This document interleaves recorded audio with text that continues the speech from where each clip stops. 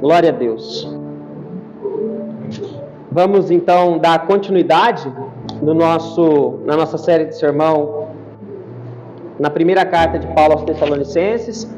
Se possível, abra ela lá comigo, no capítulo 4. Hoje, se o bom Deus nos permitir e o tempo for bonzinho conosco, nós vamos finalizar o capítulo 4 e o 5. Amém? 1 Tessalonicenses, capítulo 4 e o verso 1. Amém? Amém. Está mais ou menos escrito desta forma: finalmente, irmãos, pedimos e incentivamos em nome do Senhor Jesus que vivam para agradar Deus conforme lhes instruímos. Vocês já vivem desse modo e os incentivamos a fazê-lo ainda mais. Pois se lembram das instruções que lhes demos pela autoridade do Senhor Jesus. A vontade de Deus é que vocês vivam em santidade, por isso, mantenham-se afastados de todo pecado sexual. Cada um deve aprender a controlar o próprio corpo e assim viver em santidade e honra, não em paixões sexuais como os gentios que não conhecem a Deus.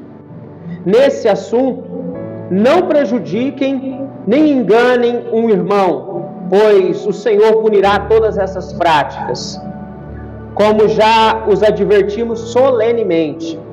Pois Deus nos chamou para uma vida santa e não impura.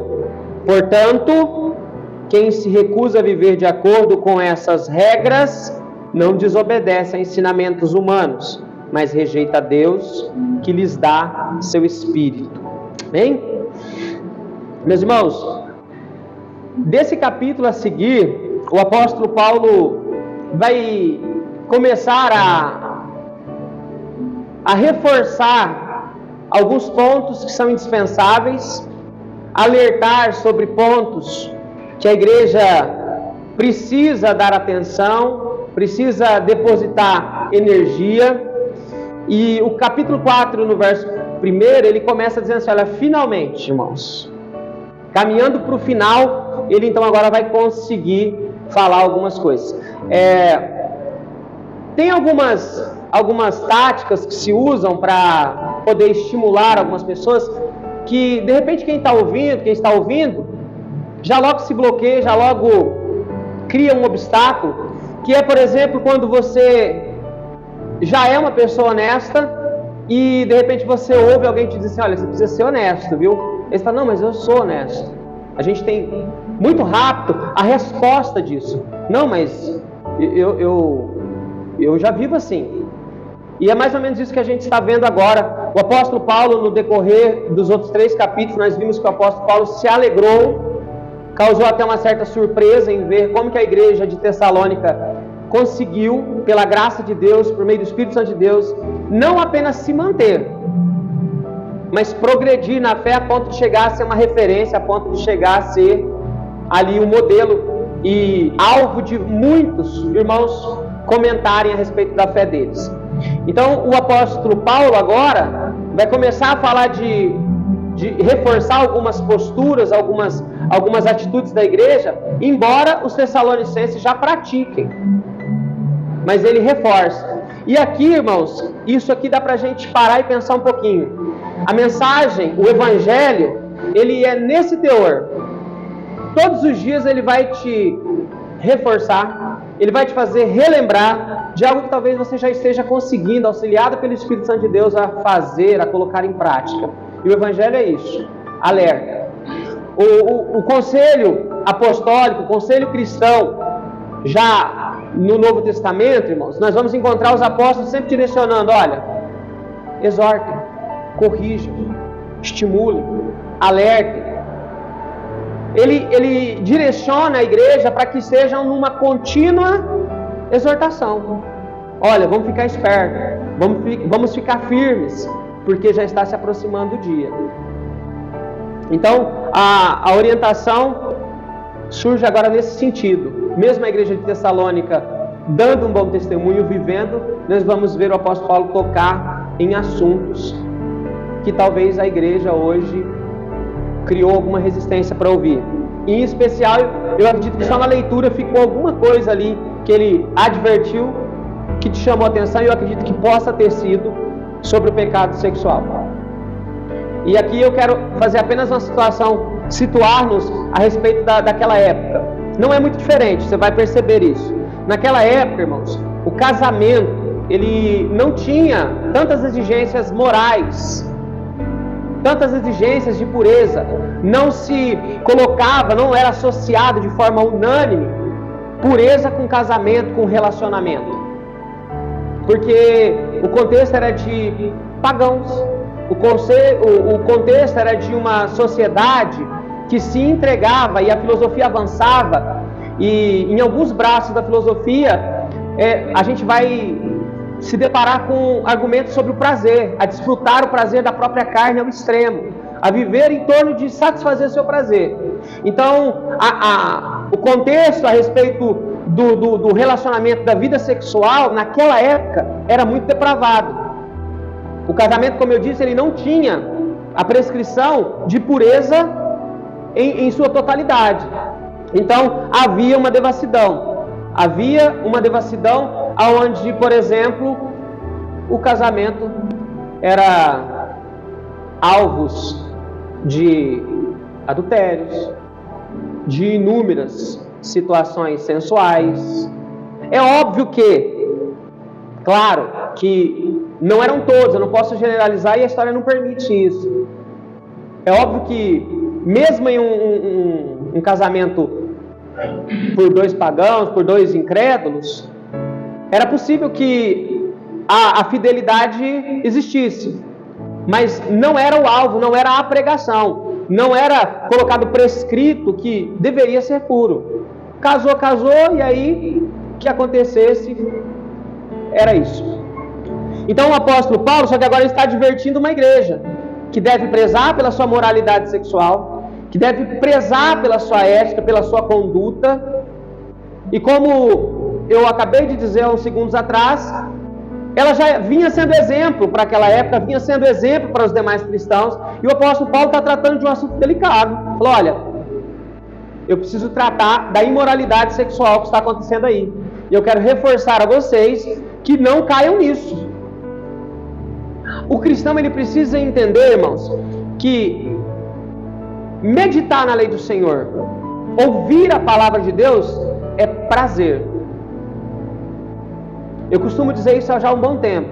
O cristão que começa a ter dificuldade, a se contorcer com a verdade, com a palavra de Deus, com certeza tem alguma coisa errada. Com certeza. Pastor, mas eu não sou uma pessoa imoral sexualmente. Então não tem problema, só ouve e procura melhorar, porque essa é a intenção de Paulo. Essa é a intenção da estratégia quando nós advertimos ou nós alertamos alguém que já tem a prática correta.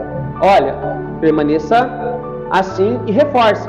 Qual é o verso que diz assim: aquele que está de pé, cuide-se para que não caia. Aquele que está de pé deve tomar todos os cuidados. Voltando então para o argumento de Paulo sobre a moralidade sexual, irmãos, como eu disse, o casamento ele não prescrevia a pureza. Óbvio que, como eu disse já, alguns casamentos não professando a fé poderiam sim ser, porém vivemos em meio a uma cultura que vem se deteriorando sobre a perspectiva cristã, que preza pela ética e pureza. Mesmo assim, ela vem se impondo. Essa frase é para os nossos dias. A sociedade que nós vivemos não está distante do problema que Paulo encontra aos arredores da igreja de Tessalônica. A imoralidade sexual nos nossos dias é grande. O casamento, o ataque que o casamento cristão, o ataque que o casamento em si, que a família vem sofrendo, irmãos, é muito parecido. Eu tenho certeza que você já deve ter ouvido falar sobre relacionamento aberto.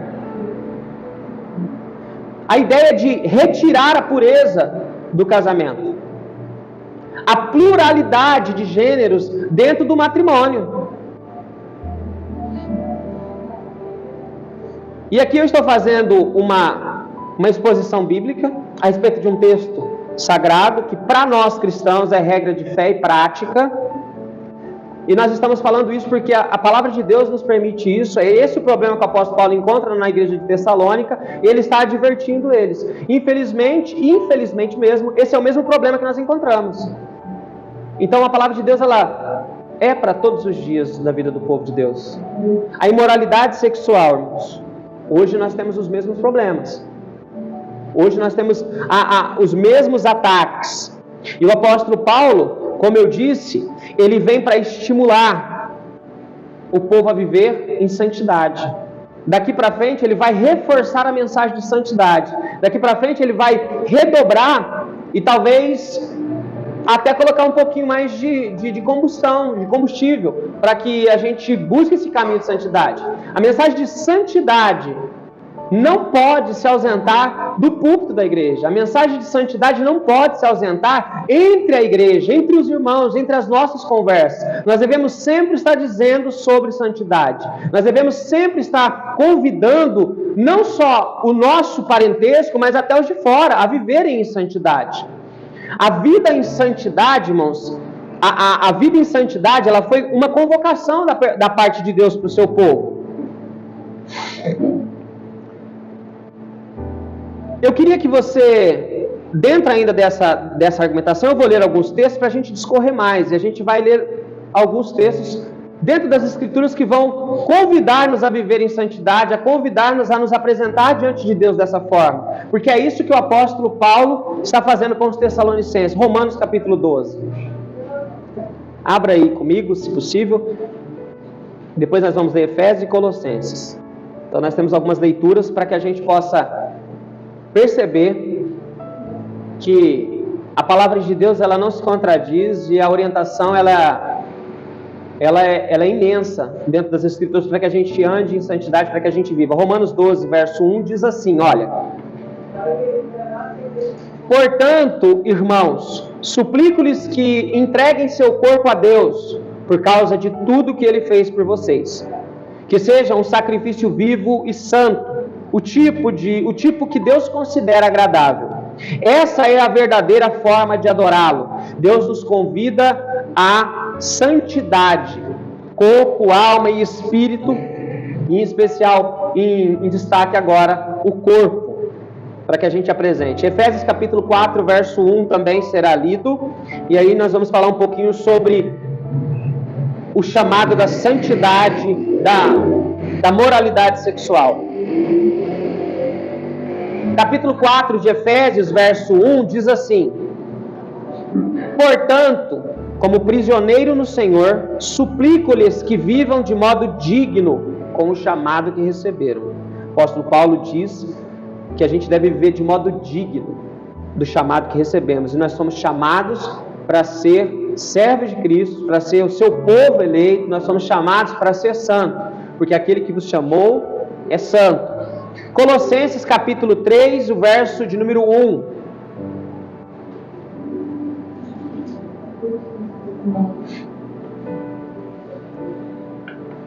Amém? Diz assim, olha: uma vez que vocês ressuscitaram para uma nova vida com Cristo, mantenham os olhos fixos nas realidades do alto, onde Cristo está sentado no lugar de honra, à direita de Deus. É por causa desses pecados que vem a ira de Deus. O apóstolo Paulo aos Colossenses está alertando para que a gente mantenha já a nossa vida com Cristo, porque uma vez nós fomos ressuscitados com Ele. Ainda no capítulo 3 de Colossenses, lá no verso 5, concluindo: portanto, façam morrer as coisas pecaminosas e terrenas que estão dentro de vocês. Fiquem longe da imoralidade sexual, da impureza, da paixão sensual, dos desejos maus e da ganância, que é a idolatria. Meus irmãos, os nossos dias, talvez para quem tenha dado mais atenção, para quem tenha levado os dias com atenção, nós vamos perceber que há alguns movimentos na sociedade que vem ganhando grande força, que vem tomando um papel de evidência que vai tratar muito sobre a liberdade sexual. Tem alguns movimentos, irmãos, que nós como cristãos nós precisamos estar muito atentos. Muito atento mesmo, deveremos estar muito atentos. Pois a aparência de ser uma luta interessante, talvez que não gere tanto problema, mas está totalmente maquiado por uma luta de libertação sexual. O movimento feminista, que algumas pseudo-cristãs aderem, e alguns pseudos, falando cristão agora como homem, acabam se entregando a concordar, isso é a maior aberração de compatibilidade com a fé. Porque uma das coisas que o feminismo busca é, por fora, por detrás de toda essa máscara de igualdade, de buscar direitos iguais, você vai encontrar a luta desenfreada para a libertação sexual. E é por isso que desemboca, é por isso que deságua no mar de podridão, que é onde meu corpo, minhas regras, aonde já levanta a bandeira do aborto, aonde levanta a bandeira de ridicularização do homem, em contrapartida, em oposição ao que a Bíblia ensina, por meio até do apóstolo Paulo, que o homem é o quê? O cabeça. Que a mulher, ela é a ajudadora. E não em detrimento, em nada além do que a vontade de Deus, para que tudo isso funcione da melhor forma. Então, a luta parece ser bonitinha, mas por detrás está tudo isso aí. E a libertação sexual, irmãos, é por isso que nós encontramos e nós estamos tendo a tristeza de ver a libertinagem chegando nos níveis mais absurdos. Mais absurdos. Não é uma luta para dignidade, irmãos. Porque então eles estão confundindo, ou os cristãos que não deveriam estar sendo confundidos por isso, estão se entregando. Dignidade não tem nada a ver com abrir as portas para sair fazendo sexo à torta e à direita. Isso é imoralidade sexual. Não abre, buscar pela dignidade, não é para abrir portas e ter a concordância de quem tem fé, ou pelo menos pensa que tem, ou até chega a dizer que tem. Que acha, ou que fica sem reação diante de um argumento de um relacionamento aberto. Que é onde a esposa pode ter outros parceiros, que o esposo pode ter outras parceiras, a pluralidade de gênero entra dentro desse mesmo contexto de casamento dos nossos dias, e a igreja se cala. A igreja às vezes até concorda. Aonde eu sou casado com uma mulher, mas eu também tenho a opção. Reforço o que está sendo feito nesse culto. Nós estamos examinando os textos das Escrituras Sagradas, que para nós cristãos é regra de fé e prática. Nós temos a Bíblia não apenas como algo que contém a palavra de Deus, ela para nós é a palavra de Deus, ela é inerrante, ela é infalível, ela é perfeita, e nós depositamos toda a nossa fé e esperança nela. E é sobre todo esse temor e sobre toda essa crença que nós estamos falando sobre esse assunto, analisando os nossos dias em comparação com o que o texto sagrado diz. Então a liberdade sexual, a imoralidade sexual é algo detestável, é algo que deve ser rechaçado, deve ser retirado do mínimo de possibilidade do meio do cristão. E o alerta é que a igreja tomasse cuidado com isso. E o que estava acontecendo em Tessalônica é o que acontece hoje. O casamento cristão está rodeado de um argumento de talvez empoderamento na ideia delas, de uma libertação que precisa ter a mente aberta. O casamento vem sendo atacado. A vida nesse aspecto da moralidade sexual do cristão tem entrado em descrédito, tem entrado nisso. O pecado da imoralidade sexual para Deus é horrível porque causa estragos, não só em si mesmo, mas no seu cônjuge, nos que estão ao seu redor, e isso vai piorando. A imoralidade sexual é um pecado contra si mesmo, contra Deus e contra os que estão ao seu redor. Por isso que o apóstolo Paulo está dando um alerta. Falou, olha, tome cuidado, porque ao redor está toda essa imoralidade, e nós, o povo de Deus, fomos chamados para viver em santidade. Santidade ao Senhor. Reforçando a leitura lá do verso 2. Pois se lembrem da instrução que lhes demos pela autoridade do Senhor Jesus. A vontade de Deus é que vocês tenham uma vida em santidade. Por isso, mantenham-se afastados do pecado sexual. Cada um deve aprender a controlar seu próprio corpo e assim viver em santidade e honra. Não em paixões sensuais como gentios que não conhecem a Deus. Nesse assunto, não prejudiquem nenhum irmão, pois o Senhor punirá todas essas práticas, como eu já tenho advertido vocês solenemente. Pois Deus nos chamou para uma vida santa e não impura. E aí ele diz assim, irmãos, agora eu vou entrar em outro aspecto da santidade, porque o finalzinho desse verso 8 chama-nos a atenção. Santidade, irmãos, não é religiosidade empregada na tentativa de prejudicar a fé como a sociedade faz em nossos dias. Ou seja, a sociedade parece que achou uma arma para falar contra o cristão que decide andar corretamente. Você é religioso. E parece que chamar o crente de religioso parece ser uma ofensa. Parece que eles acharam que isso poderia, enfraquecer ou tapar a boca dos crentes. Tapa-se, e não só tapa-se, mas arrasta os que não são de verdade. Porque os que são de verdade, eles entendem que santidade é sim um conjunto de regras estabelecido por Deus e que deve ser obedecido de modo inegociável. O pecado da imoralidade sexual por Deus não é permitido. Não é permitido, não deve ser aceito, não deve ser endossado, deve ser corrigido. E aí o finalzinho do verso que nós acabamos de ler, ele fala como? Pois Deus nos chamou para uma vida santa e pura. Verso 8. Portanto, quem recusa viver de acordo com essas regras não desobedece o ensinamento humano, mas rejeita a Deus que lhes dá o Espírito Santo. Então, a mensagem de santidade, quando a igreja começa a rejeitar, ela não está rejeitando alguém na ideia, assim, isso é ensinamento humano. Não é ensinamento humano. O cristão, ele tem uma regra de conduta para viver. Ele tem um jeito certo de conduzir a sua vida no que se respeita a um relacionamento, a um casamento. Então, se a sociedade, na tentativa de nos desacreditar ou desabonar, para quem conhece a palavra de Deus, se sente orgulhoso. Muito bem, ainda bem que eles entenderam que eu sou um religioso mesmo. A minha religião é ser fiel a Deus, é levar à risca a palavra de Deus, é acreditar piamente que tudo o que a palavra de Deus tem para mim é o correto, e eu devo obedecê-la, eu devo viver, e eu só viverei por conta da obediência a esses ensinamentos. Como eu estava dizendo, a sociedade tenta fazer isso nos nossos dias, e os cristãos em algum momento acabam caindo.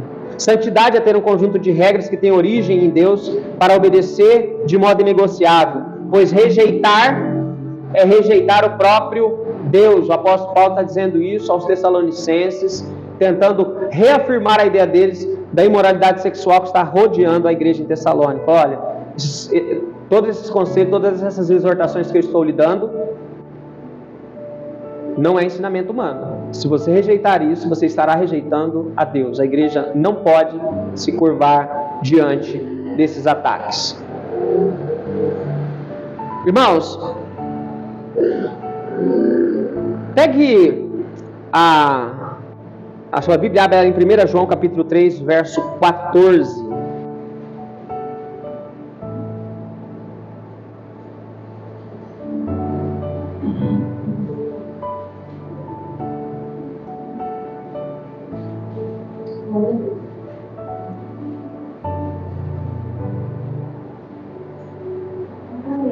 Amém?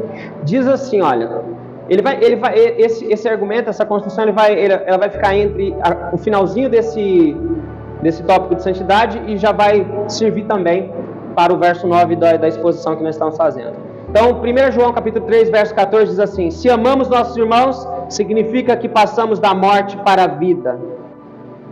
Mas quem não ama, continua morto. Ainda em 1 João capítulo 4, verso 9. Deus mostrou quanto nos amou ao enviar seu Filho ao mundo, para que, por meio dele, tenhamos vida. É nisto que consiste o amor, não em que tenhamos amado a Deus, mas em que ele nos amou e enviou seu Filho como sacrifício para perdão dos nossos pecados. Amados, visto que Deus tanto nos amou, certamente devemos amar uns aos outros. Ninguém jamais viu a Deus, mas se amarmos uns aos outros, Deus permanece em nós. E se o amor chega em nós, há expressão plena. Ainda mais adiante um pouquinho, 1 Pedro, capítulo 1, verso 22. Nós estamos falando sobre o amor ao próximo, a exigência o convite de Deus a amarmos o próximo. Uma vez, capítulo 1 de 1 Pedro, verso 22. Amém? Uma vez que vocês foram purificados de seus pecados, quando obedeceram à verdade, tenham como alvo agora o amor fraternal sem fingimento. Amem uns aos outros sinceramente de todo o coração. Por que eu disse que esses versos que nós lemos de outras cartas do contexto do Novo Testamento, ele serviria para concluir o último argumento que nós estamos ainda tratando, a santidade e a imoralidade, e serviria para o próximo versículo da exposição. Os primeiros versos da exposição que nós tratamos, nós vamos encontrar a ideia de não causar prejuízo ao irmão. E nós precisamos entender que quando o nosso amor é sincero um pelo outro, irmãos, dificilmente nós iremos cair nisso. E isso acaba acontecendo, irmãos, a imoralidade acaba acontecendo entre os próprios cristãos, principalmente na época da juventude. Às vezes também não dá para isentar nenhuma faixa etária, mas cair nessa ideia de um namoro aos moldes mundanos no meio do cristianismo, jovens se entregando, jovenzinho enganando a jovenzinha, comete a imoralidade, depois acaba o relacionamento, continua a vida dentro da congregação, arruma outra namoradinha, comete a mesma coisa ou vice-versa. Nós não devemos. Por isso que eu estou tratando um pouquinho sobre o amor ao próximo, o amor fraternal, é amor de irmãos. Como que eu posso associar o amor de irmão causando tamanha dor, tamanho mal nos meus irmãos, entre os meus irmãos? Então, serve ainda para o finalzinho do argumento de santidade, do pecado da imoralidade, e que a igreja precisa estar alerta.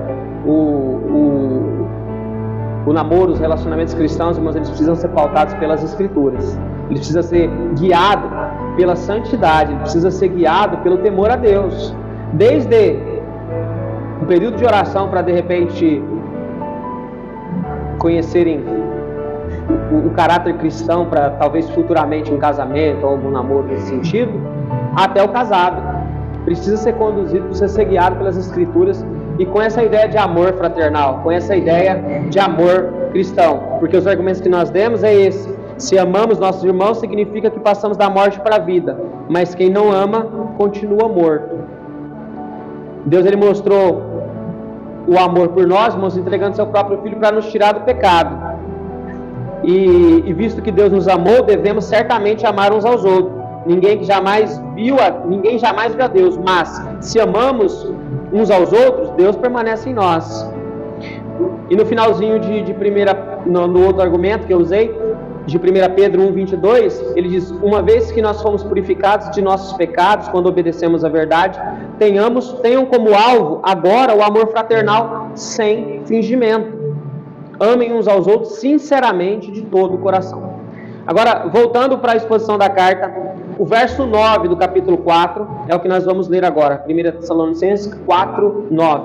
Nós vamos ler o 9, o 10, o 11, o 12. Vamos ler alguns aqui para acelerar, amém? Está escrito assim, olha: não precisamos lhes escrever sobre a importância do amor fraternal, pois o próprio Deus os ensinou a amarem uns aos outros. De fato, vocês já demonstram amor por todos os irmãos em toda a Macedônia. Ainda assim, irmãos, pedimos que amem ainda mais. Tenham como objetivo de uma vida tranquila, ocupando-se com seus próprios sustentos e trabalhando com suas próprias mãos, conforme os instruímos anteriormente. Assim, os que são de fora respeitarão seu modo de viver, e vocês não terão de depender de outros. Agora, irmãos, não queremos que ignorem o que acontecerá aos que já morreram, para que não se entristeça como aqueles que não têm esperança. Porque cremos que Jesus morreu e foi ressuscitado. Também cremos que Deus trará de volta à vida, com Jesus, todos os que morreram. Dizemos a vocês, pela palavra do Senhor, nós, os que estivermos vivos quando o Senhor voltar, não iremos ao encontro dele antes daqueles que já morreram. Pois o Senhor mesmo descerá do céu com um brado de comando, com a voz de arcanjo e com o toque da trombeta de Deus. Primeiro, os mortos em Cristo ressuscitarão. Depois, com eles, nós, os que estivermos vivos, seremos arrebatados nas nuvens ao encontro do Senhor nos ares. Então, estaremos com o Senhor para sempre. Portanto, animem uns aos outros com essas palavras. Como eu disse, os versos anteriores, eles foram úteis para fechar a vida em santidade e o pecado da imoralidade sexual no meio do povo de Deus, e já entra na construção e na explicação do verso 9, onde ele começa dizendo que a gente deve, ele não precisaria escrever tanto a respeito da importância do amor fraternal, porque o próprio Deus nos ensinou a amar uns aos outros. Então, esse argumento de amor que nós ouvimos agora, irmãos, ele cabe para essa parte agora dos versos. O apóstolo Paulo continua ainda fazendo as mesmas advertências, irmãos, como eu disse no começo. Mesmo que a igreja estivesse caminhando na obediência, ele reforçava. Olha, eu sei que vocês têm amado, só que eu reforço, amem muito mais. Irmãos, não há sentido na vida do cristão em contentamento com o que se é produzido. Eu não posso viver uma vida de estagnação como cristão. O amor, a ideia é crescente.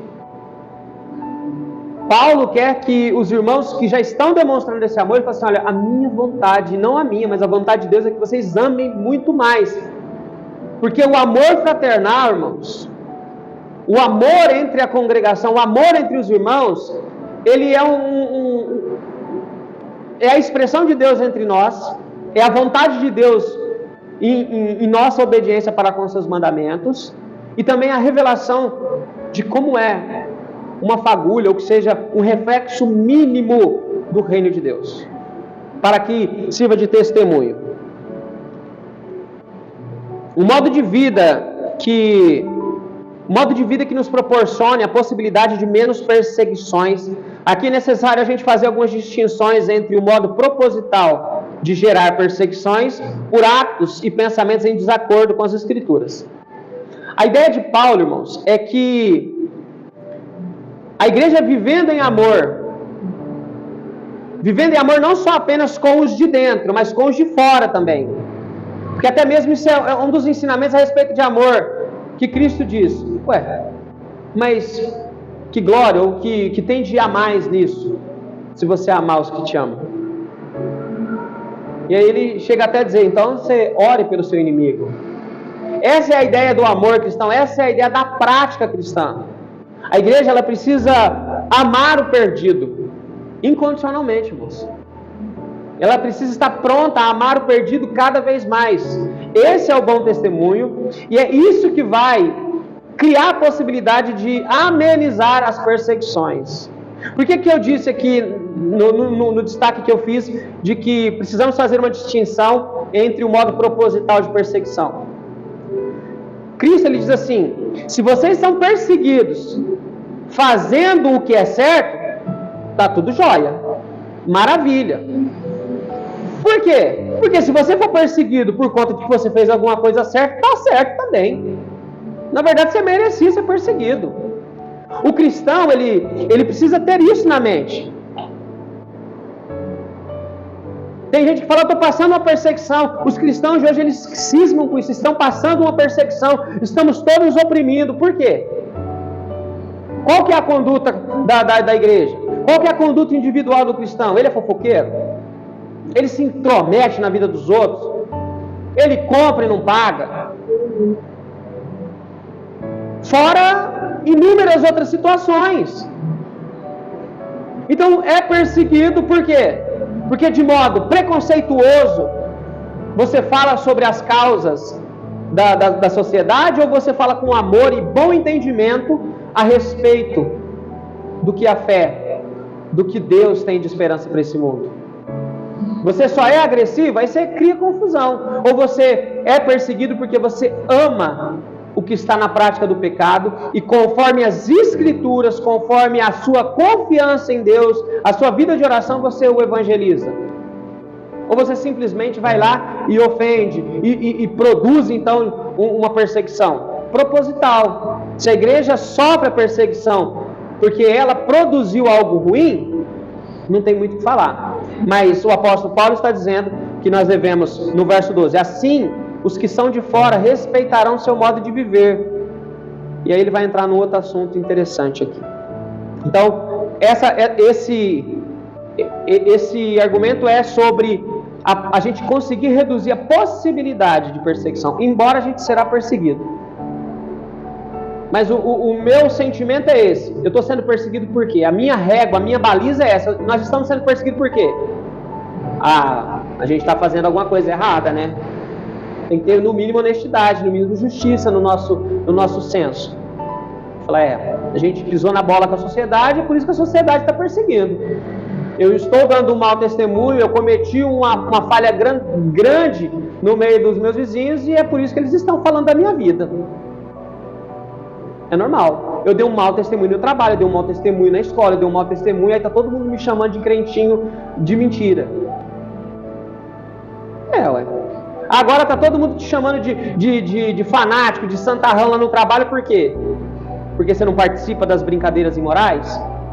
Porque você, sempre quando alguém te procura, você fala assim, olha, Jesus é o caminho?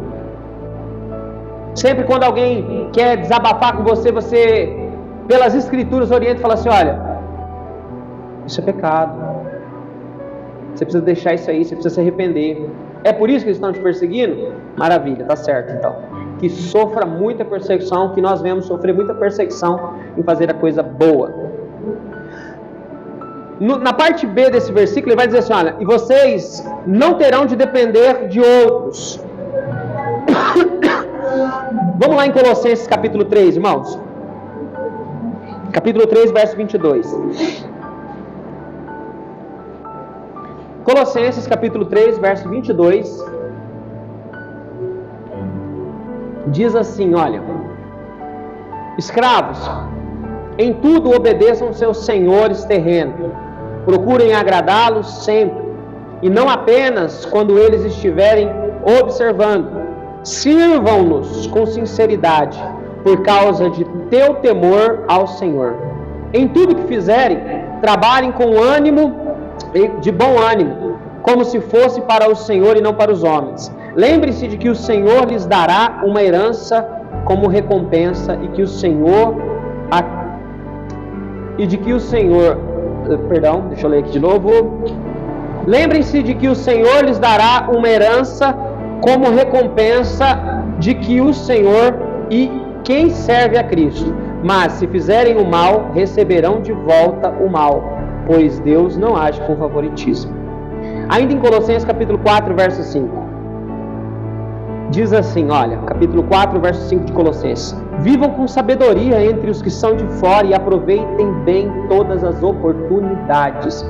Você percebe que mesmo lá em Colossenses, agora em Tessalonicenses, o apóstolo Paulo não varia, ele continua, o ensinamento cristão é que eles se portem de maneira correta, que eles vivam na prática e na obediência das Escrituras, em amor fraternal, que eles tenham a sua conduta, sabe, balizada pelas Escrituras, não nos pensamentos dos moldes dos nossos dias.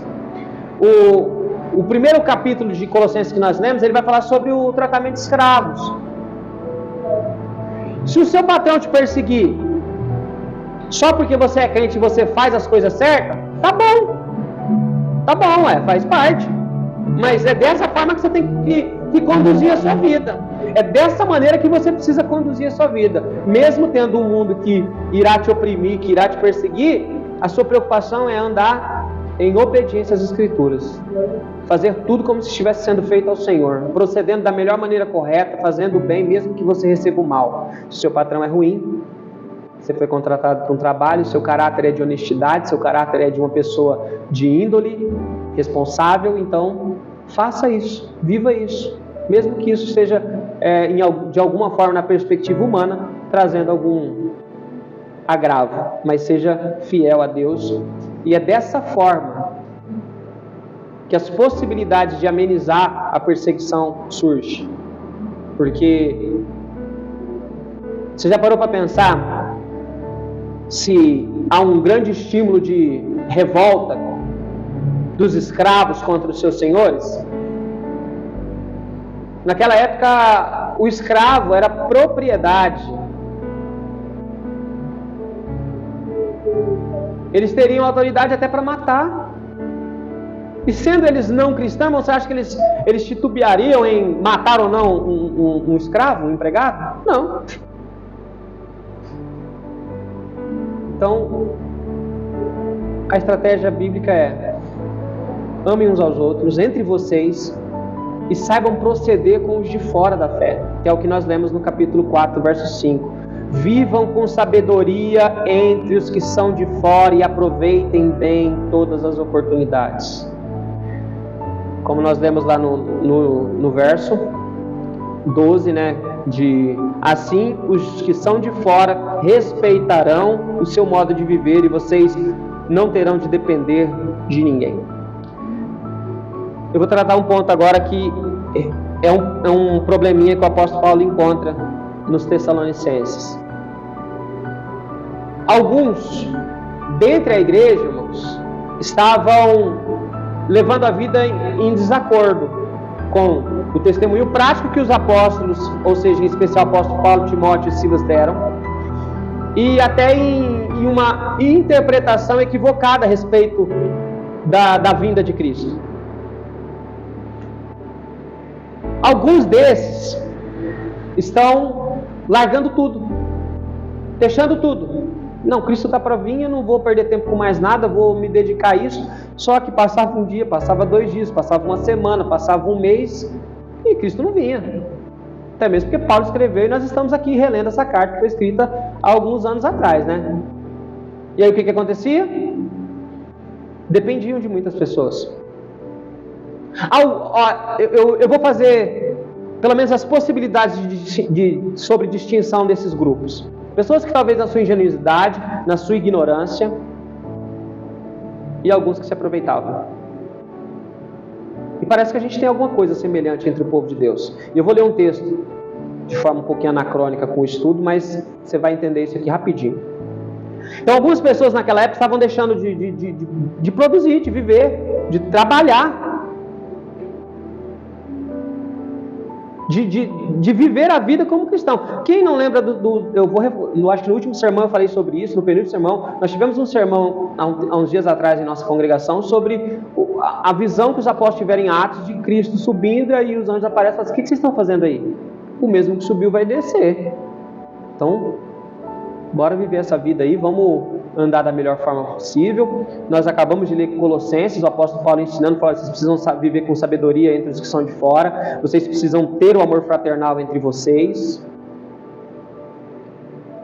Nós estamos no verso 12 ainda da exposição do capítulo 4 de Tessalonicenses, onde ele divide ali falando assim: olha, os de fora respeitarão seu modo de viver e vocês não terão que depender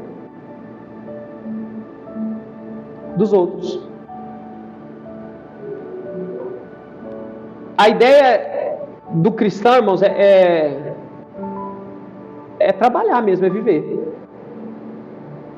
Eu disse que existem algumas distinções entre esse grupo. Pessoas que na ignorância, pessoas que na sua ingenuidade chegaram a essa conclusão. É possível. Não, Jesus vai vir, Jesus está às portas, eu não vou trabalhar, não vou fazer mais nada, não vou me prender com nada, eu vou lá me entregar para esperar. E alguns, porque o mau pensamento ele é existente na vida do ser humano. Quem é que não lembra de Ananias e Safira? Vou passar uma boa impressão de que eu sou muito piedoso e estou dando um valor, mas na verdade não era o valor que eles tentaram, porém o Espírito Santo de Deus agiu e falou: olha, você está tentando mentir? Era seu, você não precisava fazer nada disso que você está fazendo. Mas voltando ainda, então dentro desse grupo ainda havia possibilidade de ter alguns espertinhos. Alguns que têm a sua predisposição gritante para a preguiça. A sua predisposição, irmãos, para aproveitar dos irmãos caridosos, dos irmãos piedosos, dos irmãos que realmente tentam colocar em prática o amor fraternal. A exortação, irmãos, prática que o apóstolo Paulo deu, que foi já alvo de exposição dessa série, que o apóstolo Paulo falou assim: olha, mesmo nós sendo apóstolos, nós não fizemos o uso de talvez as possíveis exigências que nós poderíamos fazer. O que a gente fez? Vocês lembram do trabalho árduo que tivemos entre vocês para não serem pesados a vocês? O exemplo prático que o apóstolo Paulo deu na sua primeira passagem era essa. Trabalhou para pregar o evangelho. Para pregar o evangelho que daqui a pouco alguém entendeu, sei lá de que forma equivocada, de que eles trabalharam para pregar, então eu não preciso trabalhar para esperar.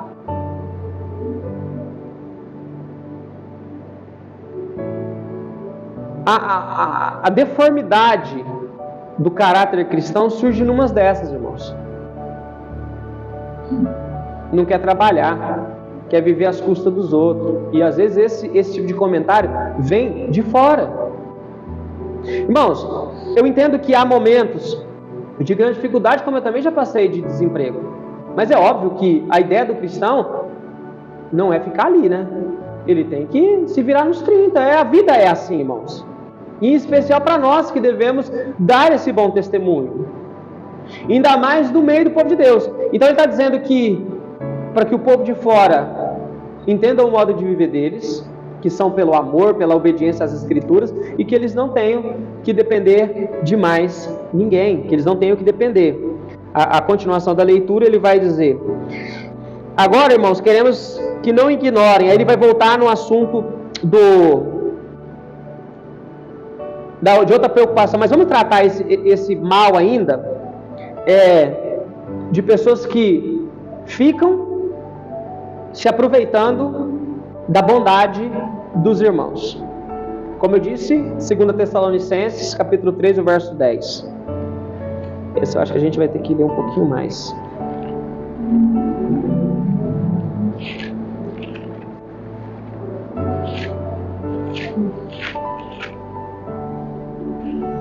Amém?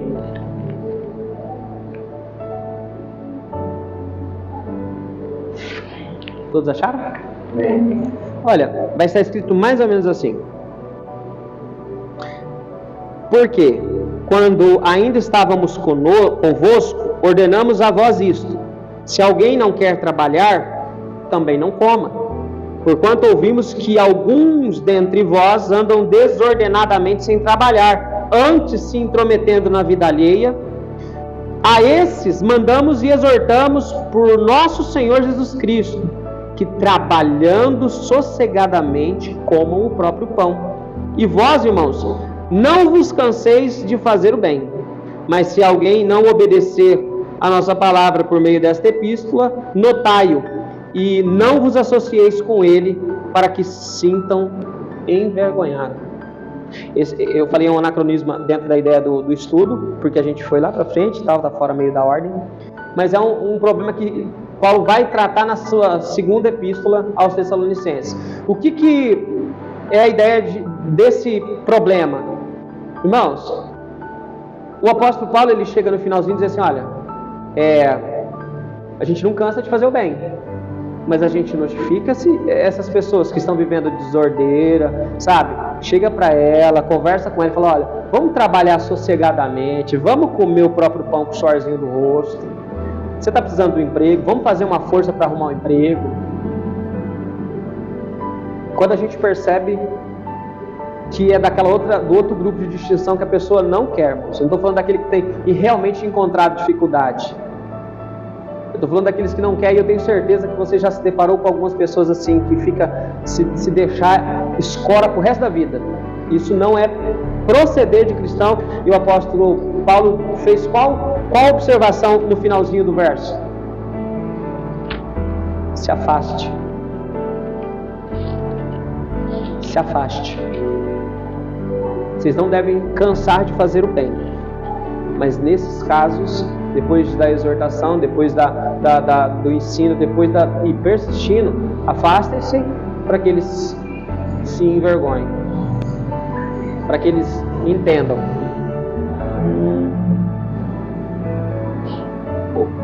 Em especial, isso é um problema que ataca um pouquinho a vida da igreja, irmãos.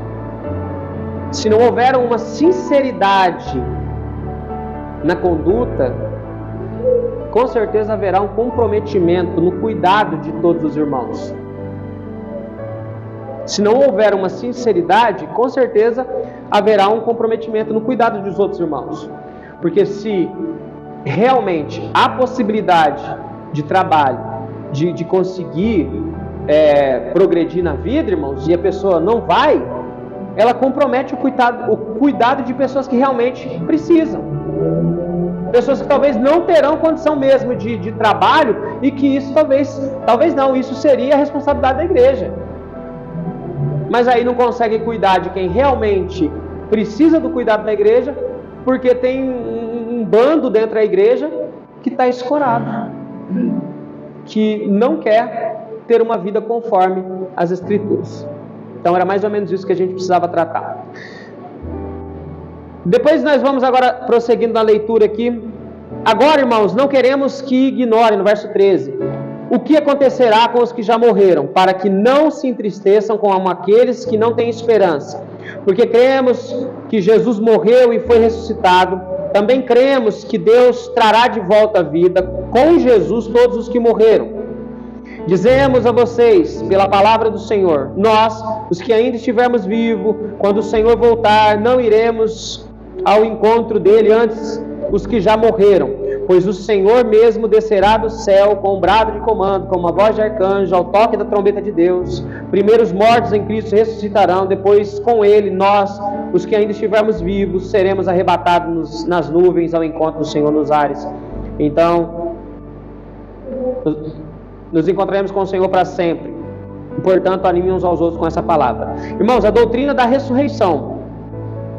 A doutrina da ressurreição, ela tem como alvo revigorar a nossa esperança e fé. Paulo fornece alguns detalhes a respeito da gloriosa vinda do Senhor e pede que os irmãos usem essas para animar uns aos outros. Quer encorajar um cristão? Faça da melhor maneira.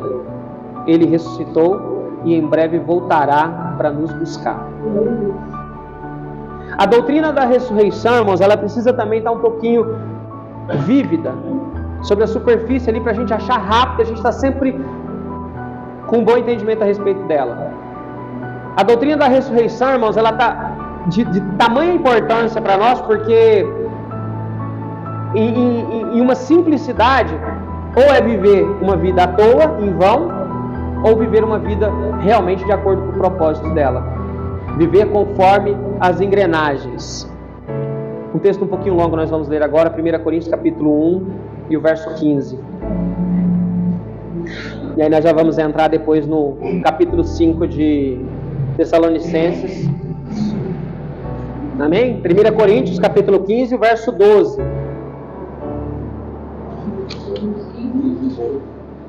1 Coríntios capítulo 15 e o verso 12. Amém? Diz assim, olha: pois bem, se proclamamos que Cristo ressuscitou dos mortos, porque algum de vocês afirmam não haver ressurreição dos mortos? Pois, se não existe ressurreição dos mortos, Cristo não ressuscitou. E se Cristo não ressuscitou, nossa pregação é inútil. E a fé de vocês também é inútil. Então, estamos todos mentindo a respeito de Deus, pois afirmamos que Ele ressuscitou a Cristo. Mas, se não existe ressurreição dos mortos, isso não pode ser verdade. E se não existe ressurreição dos mortos, então Cristo também não ressuscitou. E se Cristo não ressuscitou, a fé que vocês têm é inútil. E vocês ainda estão em seus pecados. Nesse caso, todos que adormeceram crendo em Cristo estão perdidos. Se nossa esperança em Cristo vale apenas para esta vida, somos os mais dignos de pena em todo o mundo. Um discurso muito fácil e didático. Olha para você ver como a doutrina da ressurreição precisa estar ali, na superfície da nossa fé, a ponto de que a gente tenha acesso rápido pela nossa consciência, pela nossa compreensão. Cristo ressuscitou? Sim. Afirmar assim, simples. Cristo ressuscitou com fé, sim. Isso já revigora a minha fé. Porque a doutrina da ressurreição, ela está atrelada à minha ressurreição também. A ressurreição dos que morreram em Cristo. Se não houver, se não existir ressurreição, se a doutrina da ressurreição for deturpada, se ela for distorcida na nossa compreensão, nós corremos um grande risco, irmãos. Se nós cairmos nessa lorota que atacava os coríntios, a gente fica esquizofrênico falando-se de fé. Você não acredita que Jesus ressuscitou. Mas a Bíblia diz que com o mesmo poder que Ele ressuscitou a Jesus Cristo, Ele ressuscitará a gente também. Então, tem alguma coisa desconecta. Então, tem coisas, irmãos, tem doutrinas que a gente precisa estar muito ali na superfície. Quando eu falo na superfície, não é de simplicidade. É de estar fácil para a gente olhar. A gente chega, está na superfície. Opa, a doutrina da ressurreição é inegociável, bem compreendida no meu coração. Jesus ressuscitou dentre os mortos. O credo apostólico tem um trecho sobre isso. Jesus ressuscitou dentre os mortos. Eu creio na ressurreição, na santa igreja de todo mundo, na universal ou católica. É assim o credo apostólico, reafirmado pelos pais da igreja por muitos séculos. Então, nós precisamos entender que o apóstolo Paulo falou uma frase interessante ali. Eu não quero que vocês estejam perdidos quanto aos que morreram, como aqueles que não têm esperança. Vocês têm Cristo. Vocês não estão sem esperança. A nossa esperança é Cristo. A nossa esperança, ela ressuscitou. Agora, os pagãos que não têm uma salvação, que não tem nada, irmãos, eles vivem desesperados, eles vivem preocupados. Ah, será? O que aconteceu com aquele que morreu? Será que não vai aqui? Ó, meu, se o meu familiar morreu em Cristo, eu tenho certeza que ele está com Cristo. Ué, é simples, a conta é essa. Não abre espaço para o meu sentimentalismo. Infelizmente, essa é a verdade. Se o meu familiar morreu em Cristo, ele está com Cristo. Então todos aqueles que morreram em Cristo, se você ou eu vier a morrer em Cristo, os nossos filhos que estão nos ouvindo hoje, fique tranquilo, a gente estará com Cristo. E nós ressuscitaremos no dia do Senhor. Se vocês estiverem vivos, vocês poderão ver-nos ressuscitar primeiro que vocês, para depois nos encontrar com o Senhor. Então esse é o discurso. Agora, Tessalonicenses capítulo 5. Irmãos, como 1 Tessalonicenses e tem duas cartas, então eu estou tentando fazer uma panorâmica, tentando ser expositivo e da melhor maneira possível. Lembrando que nós temos poucos cultos para fazer essa exposição.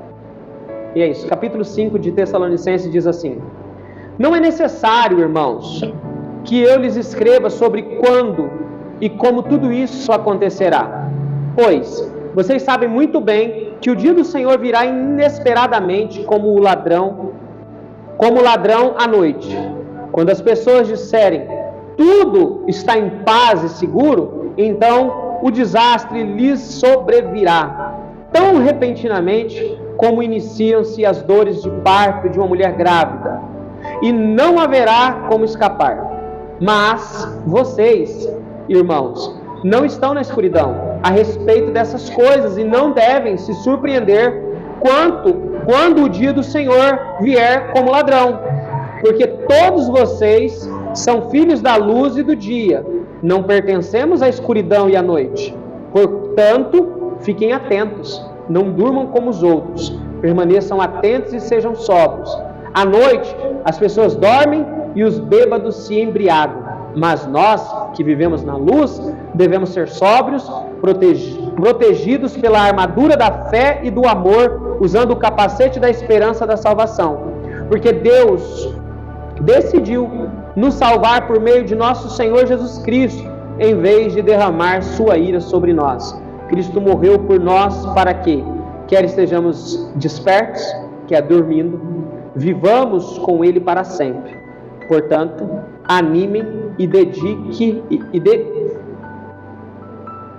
animem e edifiquem uns aos outros como tem feito. Vamos correr aqui. Eu acho que ficou claro isso, irmãos. O crente precisa compreender isso aqui. O apóstolo Paulo começa a falar: olha, vocês sabem que o dia do Senhor será repentinamente, será como uma mulher que está ali esperando as dores do parto, que está esperando o filho, mas de repente chega uma hora que a contração aparece. Tem horas que a pessoa está ali, foi dormir, está tudo tranquilo, mas de repente o ladrão entra. Ele está falando isso para os mundos, para os incrédulos. Mas ele ressalta algo interessante aqui para o povo de Deus. Mas para vocês isso não é novidade. Isso não deve ser novidade. E aqui eu não vou entrar nem na ideia, irmãos, da disputa teológica de antes, no meio ou pós da tribulação. Eu vou entrar no que é de interesse comum, no que Paulo está dizendo. Isso não é coisas para vocês ficarem desesperados. Vocês não andam na escuridão, vocês não habitam mais na escuridão. Vocês devem, pelo que ele vem tratando desde do capítulo 3, o 4, que nós passamos por ele hoje, irmãos, vivendo amor fraternal, tendo a prática, tendo a Bíblia como regra de fé e prática, andando ali em santidade, irmãos. Isso não é para nos deixar mais confortável? Claro! Porque é dessa maneira que Ele quer que a gente viva. E se nós vivermos do jeito que Ele pré-ordenou para a gente, que Ele nos colocou para viver, o que nós esperamos? Para o mundo, para aqueles incrédulos, eles serão pegos de surpresa. Mas para a igreja do Senhor, não. O dia do Senhor não é um evento hipotético que me pegará de surpresa. Não pegará a igreja de surpresa. Porque o dia que acontecer, irmãos, os fiéis, os eleitos do Senhor, eu acredito que sentirão um alívio. Sentirão um alívio, irmãos. Porque essa é a ideia, pelo menos de conforto que João recebe de Cristo, o Cordeiro de Deus. Calma, João, sou eu. Eu estive morto, mas eu estou vivo. Então o dia do Senhor para o mundo é algo assustador, é algo desesperador. Já para a igreja, não, está bem claro. Eu quero que vocês sejam sóbrios quanto a isso. E aí, quem lembra de outra exposição que eu fiz sobre o porquê que Paulo faz o paralelo da armadura em Efésios? Ele recita a mesma premissa aqui.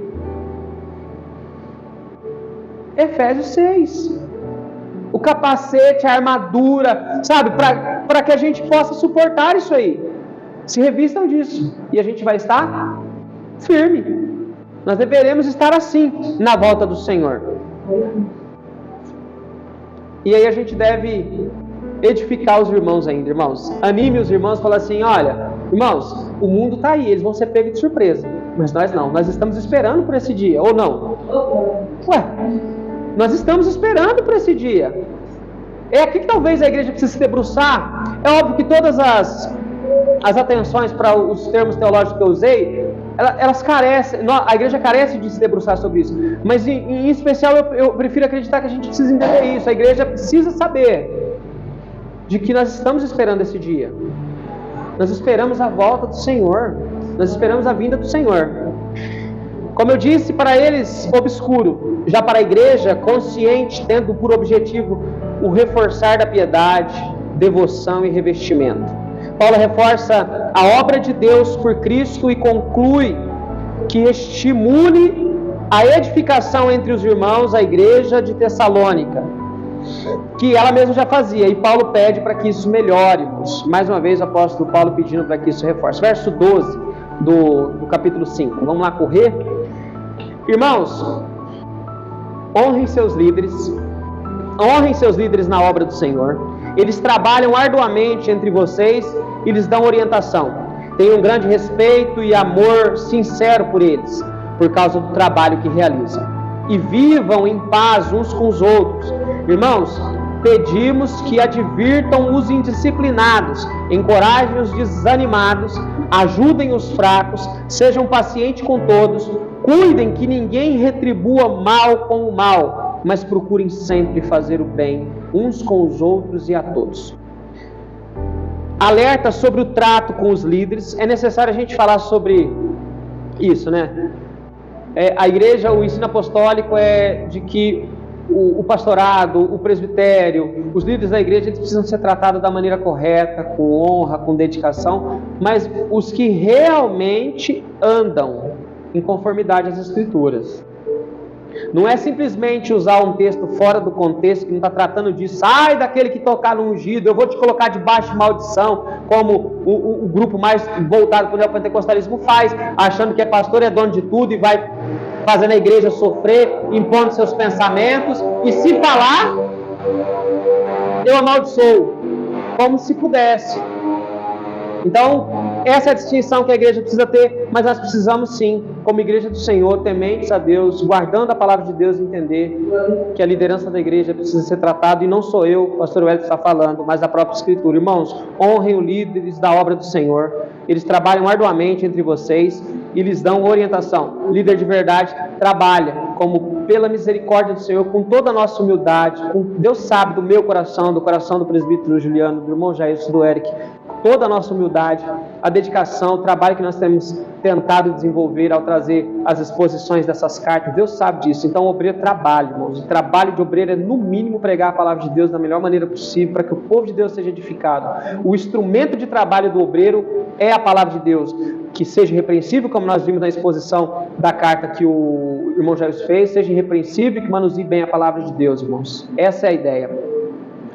Uma igreja que atua, líderes e ovelhas na manutenção da fé, irmãos. Eu falo isso já há alguns anos. A igreja precisa ser atuante, irmãos. Todos.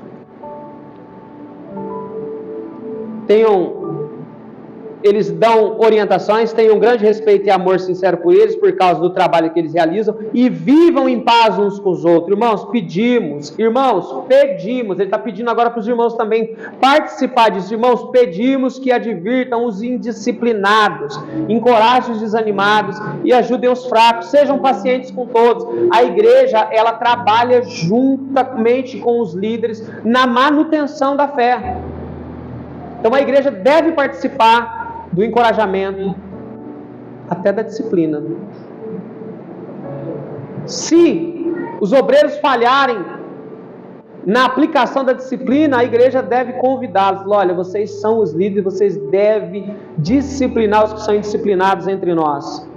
A igreja deve clamar por correção, a igreja deve clamar para que isso seja feito da melhor maneira possível. Não caiamos no mesmo erro de muitos, que os coronéis tomaram conta e a igreja se calou de primeiro momento, e hoje ela não consegue falar, hoje ela não tem voz. Se ela abrir a boca, é expulso de igreja, é tido como um rebelde, um herege e todo tipo de ofensa. Verso 16, irmãos. Estejam sempre alegres, nunca deixem de orar, ou orar sem cessar, né? É um verso muito conhecido. Sejam gratos em todas as circunstâncias, pois essa é a vontade de Deus para que vocês vivam em Cristo Jesus. Não apaguem o Espírito, não desprezem as profecias, mas ponham à prova tudo o que é dito e fiquem com o que é bom. Mantenha-se afastado de toda forma de mal. E agora, que o Deus da paz os torne santos em todos os aspectos, e que o Espírito, a alma e o corpo de vocês sejam mantidos irrepreensíveis até a volta do Senhor Jesus Cristo.